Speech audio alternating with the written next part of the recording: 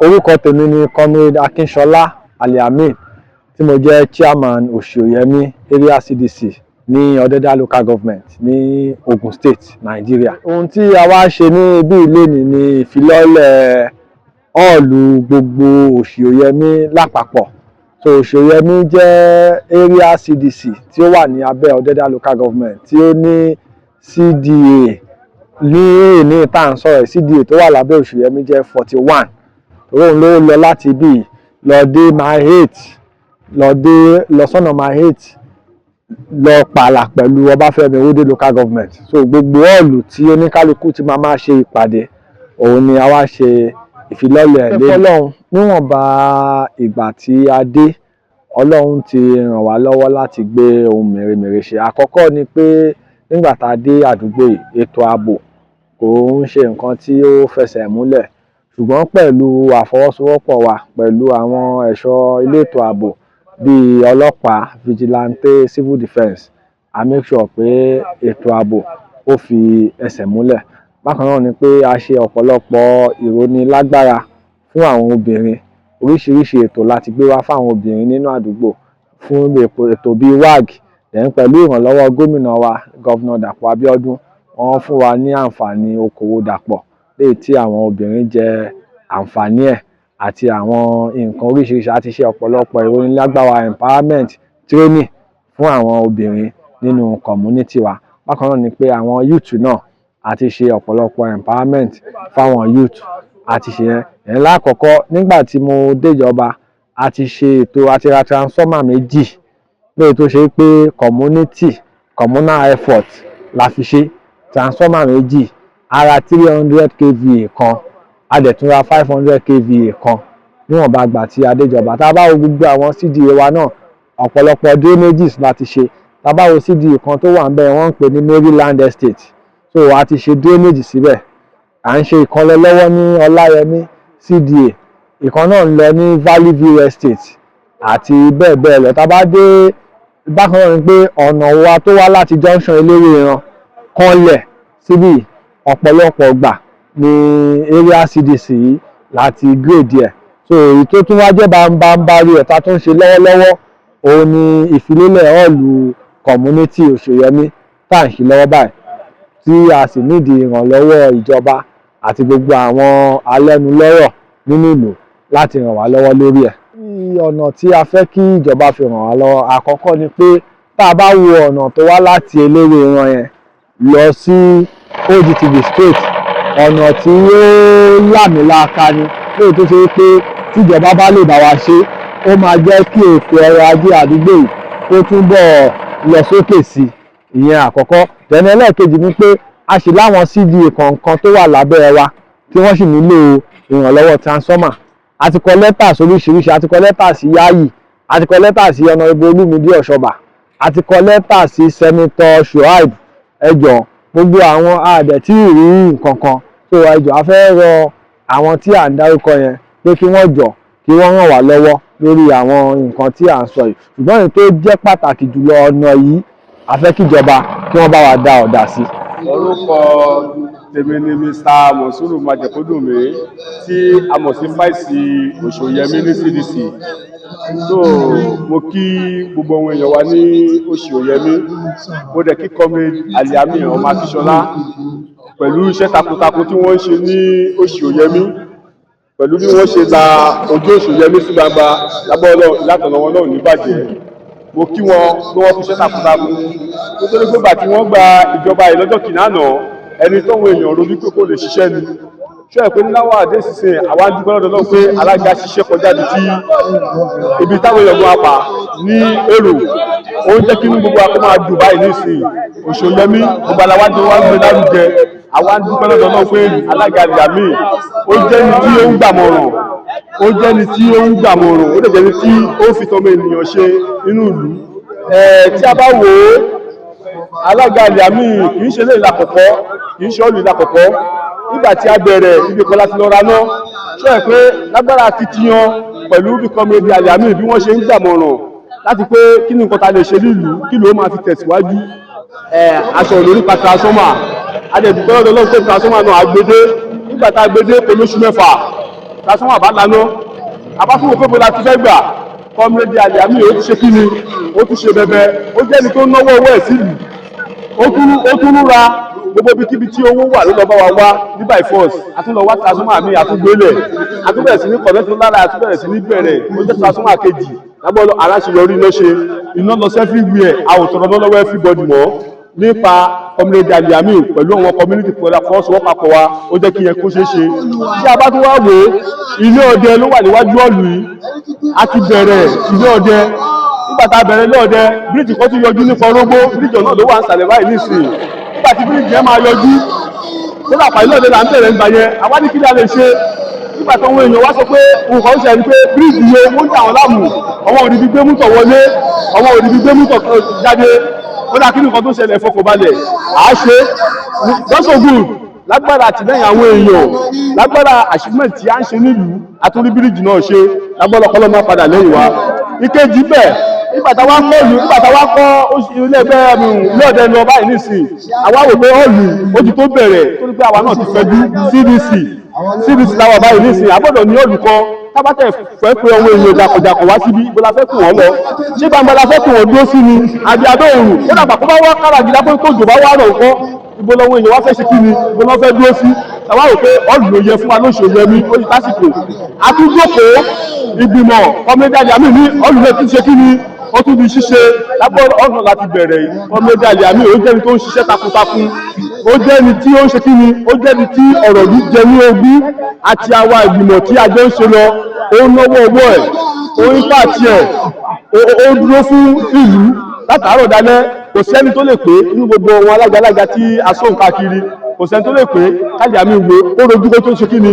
ó tó lọ bẹ́ẹ̀ ni ẹ ó jálága tí ó máa ń gbàmọ̀ràn ó jálága tí ó wọ síkẹ́ẹ̀tì ìyàwó ẹ̀ lọ́jà adúpẹ́ fún Ọlọ́run pé ààrẹ nire fàlúlé lọ́wọ́ Comrade Aliami ó ń ṣe bẹbẹ ní ìlú Òṣòyẹmí o tí a bá wò transformer ìkíní ó lànà ìkejì àtúgbèdé ó tọ́nà bíríìjì ilé ọdẹ ọ̀lùkúrè gbogbo ẹ̀ ó gbìyànjú láìṣe ìṣèjọba tí wọ́n pé adúpẹ́ lọ́wọ́ wọn àdúrà tá máa gbà fún Comrade Aliami ni pé lágbọ́n ọlọ́pàá lójú ogun lẹ́nu. tèmi ni Ṣóyè Peter tí mo jẹ́ secretary CDC ní Òṣòyẹmí bí tí gbogbo èèyàn mọ̀ sí sẹ́kẹ́ gbé mi débẹ̀ lóṣòyẹmí. òní jẹ́ ọjọ́ àjọyọ̀ ọjọ́ tí níwájú gan lòní jẹ́ torí pé Ọlọ́run kàwá náà yẹ láti fi ìtàn balẹ̀ nínú Òṣòyẹmí níbi àǹkọ́ọ̀lù fún Òṣòyẹmí ìtí ọmọ tó máa dé bá làánà fi ìtàn balẹ̀. ṣe rí Òṣòyẹmí tí àwa wà níbí lónìí Ọlọ́run fún wa ní oore ọ̀fẹ́ púpọ̀ láti bá olóríire ṣe nínú ìjọba tí à ń ṣe gẹ́gẹ́ bí ipò mi àti secretary tí mo mọ gbogbo ohun tó ń lọ ní Òṣòyẹmí lápapọ̀ níbí nígbà tá a gba ìjọba tí à ń ṣe lọ́wọ́ yìí lábẹ́ Aliami comrade tí wọ́n jẹ́ chairman CDC ní Òṣòyẹmí bí àti ṣe amúnáwọlé s'Òṣòyẹmí bí ara transformer kìíní ara kọ́kọ́ra 300 kV lẹ́yìn ara 500 kV bẹ́ẹ̀ sì ni a tún gba àwọn ọ̀pọ̀lọpọ̀ CDA wọlé sí under Òṣòyẹmí lábẹ́ ìjọba Aliami náà ni bẹ́ẹ̀ sì ni gbogbo wọn tí ó tí ìtòwò dá nǹkan ṣe wọ́n rí tí wọ́n ṣe ní abẹ́ ìjọba yìí a tún pín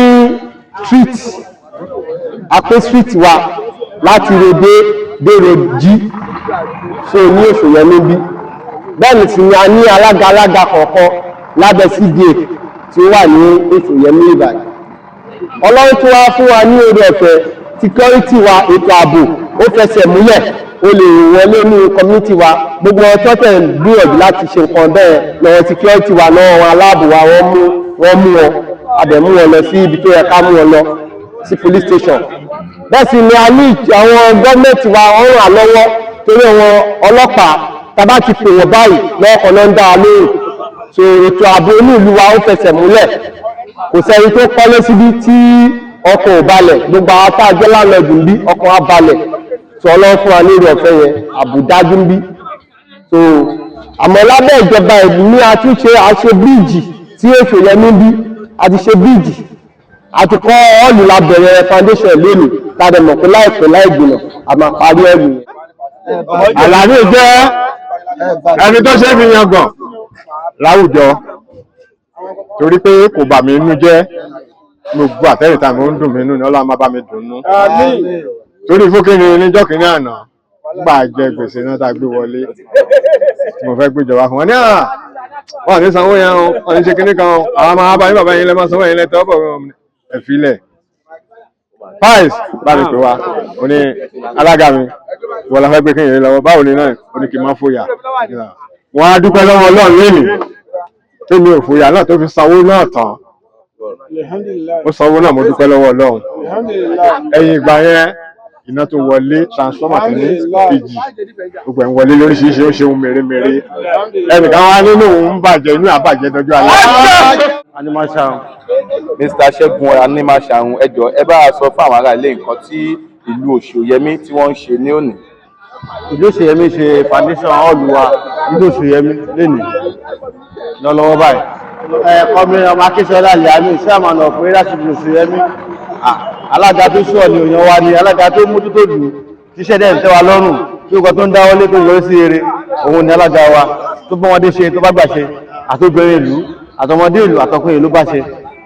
ọ̀rọ̀ àmọ̀ràn wo lẹ ní fáwọn tí wọ́n sì ní ilẹ̀ ní Òṣòyẹmí tí wọ́n ti wà kọ́. a ń dámọ̀ràn fún wọn tó ní ìlú Òṣòyẹmí tó ti wà pẹ́ pé kọ́ darapọ̀ mọ́ wa kó tẹ̀ wá dìvlọ́pù ìlú wa ká lè jọ ṣe ó lè jọ dáa. a ti rẹ́ni gbójúlé a ti rẹ́ni fẹ̀yìntì òun lọ́wọ́ Akínsọ́lá Liami ti comrade òun ló ṣojú ẹ̀mí yẹ ikú nípa ẹ̀ fún ẹ̀ṣà ní kí n gbọ́. mo lọ ṣojú mi nígbà tí wọ́n fi foundation Òṣòyẹmí sílẹ̀ o mo lọ ṣojú ẹ̀ Gàdó mo lọ ṣojú ẹ̀ Mọ̀súrù ọ̀dọ́rọ̀ àjẹkùnkùn mi o mo máa sọ pé ṣojú ẹ̀ o Peter the vice secretary. Orúkọ mi ni Mrs. Ọbaṣá. Adúpẹ́ fún Ọlọ́run, adúpẹ́ fún Ọlọ́run, adúpẹ́ fún Ọlọ́run, adúpẹ́ fún Ọlọ́run pé nǹkan tá à ń ṣe lónìí ní hall tí a kọ́ sí Òṣòyẹmí lábẹ́ alága comrade Liami ọmọ Akínsọ́lá àti fáìzì wọn Májẹ̀kódùn ní Mọ̀súrù. Adúpẹ́ fún Ọlọ́run fún nǹkan tó wáyé ní àsìkò tiwọn. A dẹ̀ gbà pé ládùúrà pé tí hall náà bá jálẹ̀ wọn ò nífẹ̀ẹ́ ẹnikẹ́ni ṣàwátì láàrin wọn àti àwọn executive wọn lágbára Ọlọ́run. Nǹkan ire ohun ire báyìí làwọn máa gbé ṣàkọ hospital lágbára Ọlọ́run. Àníwẹ́ ẹnikẹ́ni tì ànígbòkú wọlé l'Òṣòyẹmí àdẹ̀nígbòkú jáde ní agbára Ọlọ́run. Iṣẹ́ orúkọ mi ni Akitẹ Síkírù Kẹ́hìndé tí mo jẹ́ chairman Oore Ọ̀fẹ́ estate ní Òṣòyẹmí. Comrade Akínsọ́lá Liami ó jẹ́ èèyàn pàtàkì olóyè ẹ̀dá àti ẹni tí ọ̀ máa ń tẹ̀lé is a good leader. Comrade Akínsọ́lá Liami èèyàn gidi ni wọ́n láìgbà tí wọ́n ti jẹ́ area CDC ní Liami àti ọ̀rọ̀ ẹ̀sùn wọn àtìgbà náà ni committee ti ń lọ síwájú ó ní tẹ̀síwájú tá a bá gbé nǹkan wá bá tíṣà Comrade Liami ní ọ̀dọ̀ wọn wọ́n máa bá a nànàná ẹ̀ tó dẹ̀ máa yé gbogbo wa láti bẹ̀rẹ̀ ọ̀rọ̀ Comrade Liami ti ṣe ìgbìyànjú tó pọ̀ rẹpẹtẹ nínú Òṣòyẹmí yìí láti bẹ̀ ní transformer láti bẹ̀ ní security hall láti bẹ̀ ní security gate láti bẹ̀ ní ìmọ́tótó nínú Òṣòyẹmí yìí tẹ́lẹ̀ bá wá tó Òṣòyẹmí ní committee wa mi báyìí ẹ̀ lébi dọ́tí. Orúkọ mi ni Mr. Bakare Adéwálé tí mo jẹ́ treasurer Golden Crescent Community ní under Òṣòyẹmí lápapọ̀. À ń ṣe ìfilọ́lẹ̀ họ́ọ̀lù Òṣòyẹmí lápapọ̀ CDC àti gbogbo àwọn community tó wà lábẹ́ CDC ọ̀hún náà òun là ń fi họ́ọ̀lù wa lọ́lẹ̀ lénìí. A dẹ̀ dúpẹ́ fọ́lọ́run wípé irú eléyìí ó ṣeé ṣe ní Òṣòyẹmí wípé a ti bẹ̀rẹ̀ mo dẹ̀ mọ̀ pé pẹ̀lú ìgbìyànjú àti agbára gbogbo àwọn èèyàn tó ń gbé ní Òṣòyẹmí yìí ó máa di píparí fún alágbára Ọlọ́run. Orúkọ mi ni Mrs. Ọmọ́wùmí Animashaun tí mo jẹ́ ìyàwó olórí ọ̀dọ́ Òṣòyẹmí CDC. À ń ṣe foundation hall community wa. Chairman wa orúkọ wọn ni Comrade Liami. Wọ́n ṣe guduméjì àmẹ́fà sínú community wa. Kódà nítorí wọ́n ṣe fún wa gan àti respect ẹ̀ pọ́n tẹ̀lé ṣe ṣùgbọ́n dúpẹ́ lọ́wọ́ Ọlọ́run wípé wọ́n ń ṣe fún wa. Nísìnyí àdéhùn nídìí hospital school lóríṣiríṣi ṣá àníìdí ẹ̀ ẹ̀yin ìjọba náà kẹ́ bá wa dá sí ẹ bá lè fi ràn wá lọ́wọ́ abẹ̀yìn torí Ọlọ́run kẹ́ ran community wa lọ́wọ́ Ọlọ́run á fún yín ṣe. ní ọ̀gbẹ́ni Kazeem mo ń ṣe auditor gbogbo òṣèyẹmí CDC èmi náà tún ní vice chairman Golden Crescent ọpẹ́ ní fọ́lọ́run fún ìfilọ́lẹ̀ ọ̀ọ̀lù community òṣèyẹmí tá à ń ṣe lónìí agbàládùúrà ìkọlọ́run fún wa lápá láti tètè ṣe àṣeyọrí ẹ̀ ayẹ̀dùpẹ́ lórí gbogbo àwọn olùrànlọ́wọ́ lọ́tùn lósì àwọn tá a rí àtàwọn tá a rí tó ń dúró tí wà nínú ẹ̀mí àti inú ara tọ́jọ́ fi ń ṣe àṣeyẹ kọ́lọ́run wà pẹ̀lú gbogbo wa ká má rí dààmú ká má rí wàhálà. Tèmi ni Sunday Obasa tí mo jẹ́ area CDC PIO. Mo dúpẹ́ lọ́wọ́ àwọn ọ̀gá mi Comrade Akínsọ́lá Aliami àti igbákejì ẹ̀ Honorable Monsuru Májèkódùnmí nípa ribiribi tí wọ́n ń kó nínú CDC Òṣòyẹmí ìṣe nǹkan tó kéré.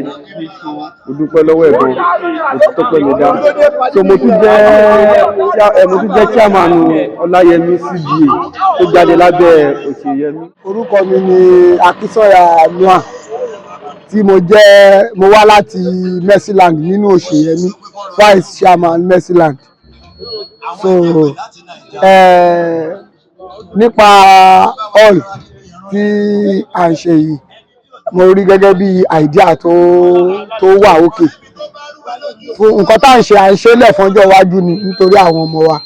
So tó bá dẹ̀ tí abádẹ̀ tí ń jèrè ẹ̀ a máa mú dàgbàsókè náà wá sí inú ìlú wa. So nípa alága wa tó jẹ́ gbogbo olórí wa ní ìlú Òṣòyẹmí Honorable Akínsọ́lá Aliami wọ́n jẹ́ èèyàn kan tó yẹ pé àwọn náà wọ́n ti ṣe takuntakun nínú ìlú wa yìí wọ́n dẹ̀ ti mú àwọn ìdàgbàsókè wá fún wa nínú ìlú yìí. kò tiẹ̀ lè mú ní community yìí àti nǹkan tẹ̀ ń ṣe lẹ́nu kí ni. ó kọ́ mi Balógun Ahmed tí mo jẹ́ vice unity inú mi dùn pọ̀ fún oríire tí à ń ṣe lónìí pé a ti ń gbèrò láti ṣe láti jọ yìí lọ́dọ̀ sọ pé àsìkò tó tí a máa ṣe lábẹ́ Ọlọ́run ṣáà máa wá Comrade Aliami lábẹ́ Ọlọ́run àníwìṣàwátì láàrin yẹn. Orúkọ tèmi ni Lukman ọmọ Fáyọ̀mbọ̀ bọ̀ táwọn èèyàn mọ̀ sí Àdìgún. ẹ bá a sọ̀rọ̀ sókè sá. Orúkọ mi ni Lukman ọmọ Fáyọ̀mbọ̀ tí gbogbo àwọn èèyàn mọ̀ sí Àdìgún. Mo jẹ́ igbákejì akọ̀wé ní CDC mo sì jẹ́ akọ̀wé ìfẹ̀tẹ̀dúró CDA. Àwọn achievement sí ìṣèjọba tó wà ń ta báyìí tí a ti ṣe ó jẹ́ ohun ìwúrí fún mi mo dẹ̀ ti gbogbo ọwọ́ sọ̀yà pé ìṣèjọba tó wà ń ta yìí ó jẹ́ ìṣèjọba tó jẹ́ pé ó kẹsẹ̀ járí. Àkọ́kọ́ ti ra transformer tó jẹ́ pé ó laná but ìṣèjọba yìí lẹ́ẹ̀kẹsẹ̀ wọ́n tún rà míì ilé ọdẹ wa àti ń kọ́ àwọn bíríìjì ní community káàkiri àti ń ṣe so àwọn obìnrin wa náà àti ṣe ìrànlọ́wọ́ fún wọn gbogbo àwọn ibi tó yẹ ká ṣe ní gbogbo ìlú àwọn ọ̀nà wa àwọn youth náà à ń ṣe so gbogbo nǹkan tó yẹ ká ṣe nínú ìlú náà ni à ń ṣe tó yẹ pé ó dẹ̀ jẹ́ nǹkan òwúrí fún ìṣèjọba tó wà ń ta báyìí. ẹ bá a dárúkọ yín lẹ́ẹ̀kan sí àti. Orúkọ tèmi ni Lukman Fáyọ̀mbọ̀ tí gbogbo èèyàn mọ̀ sí Àdìgún Òòṣà.